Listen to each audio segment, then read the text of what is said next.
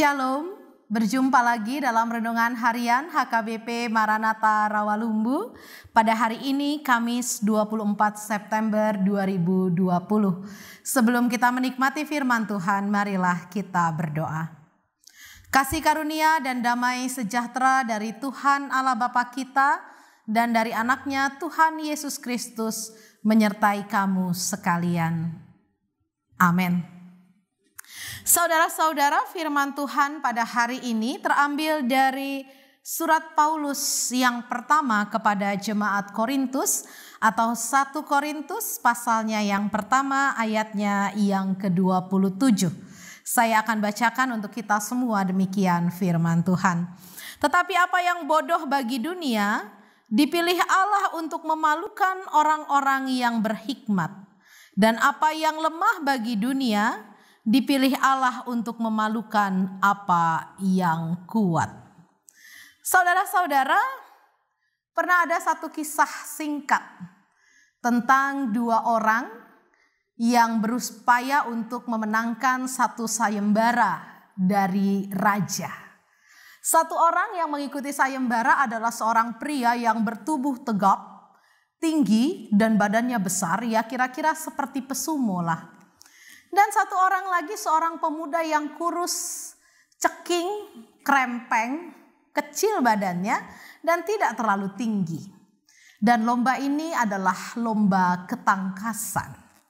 Saudara-saudara, lomba ketangkasan itu babak demi babak mereka berupaya. Hingga akhirnya tersisalah mereka berdua. Dan kemudian kompetisi terakhir adalah raja mengatakan, kalian yang akan terpilih adalah yang berhasil melemparkan rumput dari lapangan kerajaan ini melampaui tembok istana dan sampai keluar. Saudara, itu sayembara yang nyeleneh. Lalu kemudian pemuda yang berbadan besar seperti pesumo itu berpikir, saya lebih besar tenaga saya, sehingga saya bisa melempar rumput ini pasti lebih jauh daripada sang pemuda ceking. Lalu kemudian si pemuda yang kurus itu berdiam diri dan kemudian dia berpikir keras bagaimana caranya supaya rumput itu bisa dia lempar melalui tembok kerajaan yang tinggi. Lalu kemudian sang pemuda yang besar ini memilih satu rumput yang dia pikir paling besar. Dia cabut sehelai, lalu kemudian dia lemparkan sekuat tenaganya. Saudara tahu apa yang terjadi? Rumput itu melayang kembali jatuh ke depan kakinya. Begitulah dia mencoba 3 kali dan ternyata rumput yang dia lemparkan dengan sekuat tenaga itu tidak bisa melayang melampaui tembok istana. Dan hanya jatuh paling jauh setengah meter dari hadapannya. Lalu kemudian karena 3 kali kesempatan dia tidak bisa melakukan itu, maka raja menyuruh pemuda ceking ini, pemuda kurus ini untuk melakukan tugasnya.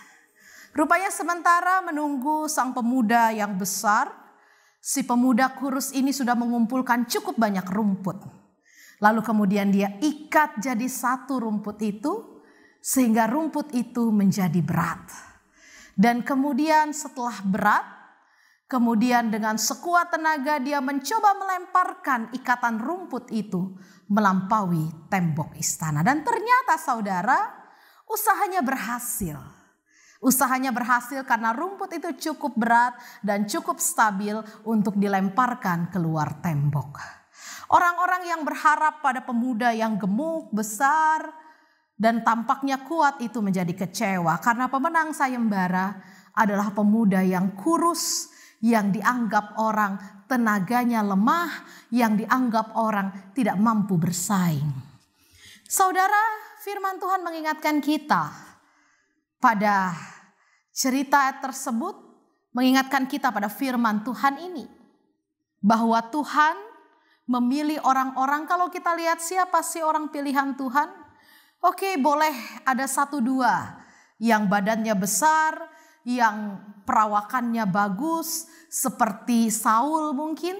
yang dipilih Tuhan menjadi raja karena ketampanannya dan tubuhnya yang tinggi besar, atau mungkin orang seperti Daniel yang terpelajar, Paulus yang terpelajar. Tetapi kalau kita lihat, lebih banyak orang-orang kecil, orang-orang yang tidak punya apa-apa, orang-orang yang dianggap sebelah mata oleh dunia, mereka justru yang dipilih Tuhan. Kita lihat Petrus hanyalah seorang penjala ikan. Kita lihat bahwa Daud hanyalah seorang penggembala domba yang perawakannya kecil dan imut-imut. Kita lihat Abraham hanyalah seorang kakek-kakek ketika dia dipanggil Tuhan. Kita lihat Yakub, dia seorang penipu dari sejak lahirnya. Kita lihat siapa yang dipilih Tuhan? Bukanlah orang-orang bonafit, bukanlah orang-orang yang dianggap masyarakat tinggi kedudukannya, tetapi justru kadang-kadang Tuhan memilih orang-orang yang kecil, orang-orang yang dihina oleh masyarakat, orang-orang yang dipandang sebelah mata untuk menggenapi rencana Tuhan. Bahkan Yesus sendiri lahir di kandang domba, punya ayah hanya seorang tukang kayu, mati terkutuk lagi di kayu salib menurut adat istiadat pada waktu itu. Oleh sebab itu saudara-saudara, firman Tuhan mengingatkan kita, yang pertama, kalau dunia memandang rendah engkau, jangan engkau berkecil hati. Karena berapapun engkau dipandang rendah oleh dunia, Allah punya rencana luar biasa dalam hidupmu.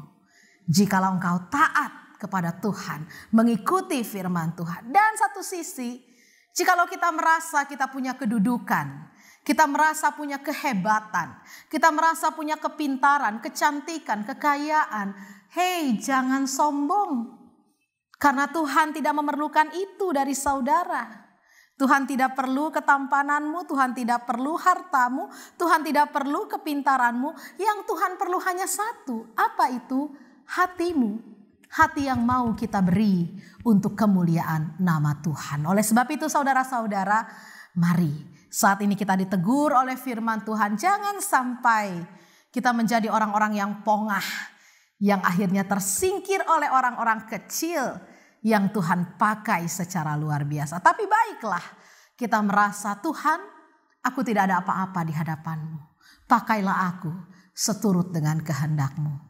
Karena ketika kita mengaku seperti itu, percayalah Allah akan memakai Anda dengan luar biasa dalam profesi Anda masing-masing, menjadi garam, menjadi terang, dan menjadi saluran berkat buat banyak orang.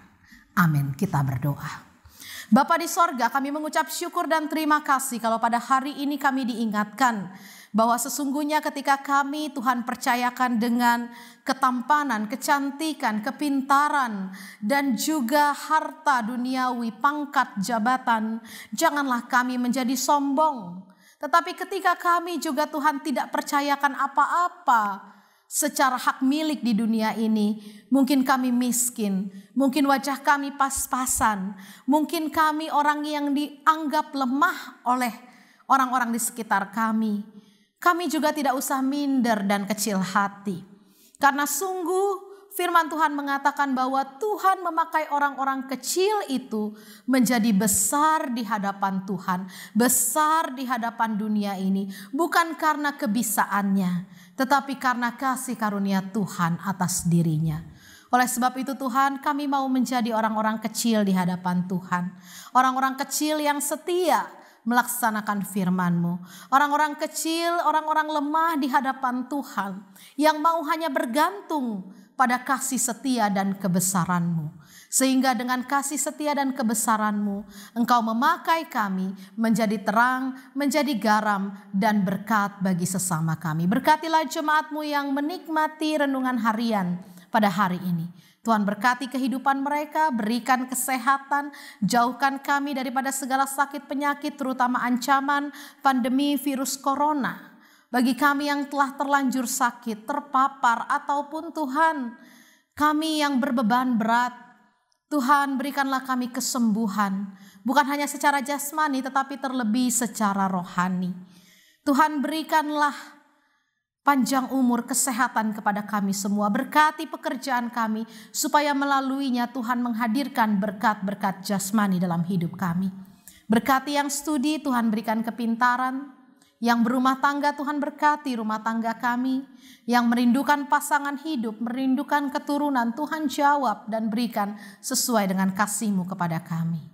Berkati yang pada hari ini tepat bertambah usia, Tuhan berikan panjang umur, kesehatan, dan sukacita dalam hati mereka. Terima kasih ya Tuhan. Dengarkanlah doa kami ini.